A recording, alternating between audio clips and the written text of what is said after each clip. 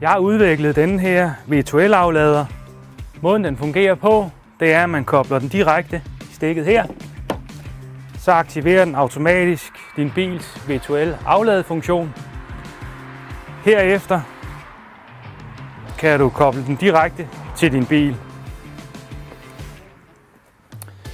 Findes i to udgaver, en type 1 og en type 2 udgave. Det her er en type 1 udgave.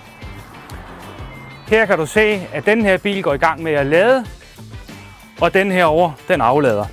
Herover kan du se direkte på displayet her, at den lader med 12,4 ampere.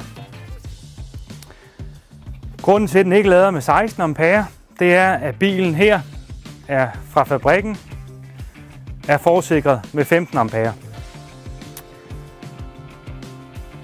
Vi har udgaver, der kan køre forskellige slags biler også. Vi har både type 1 og type 2, og vi har også lavet en udgave, der virker til Kia og Hyundai.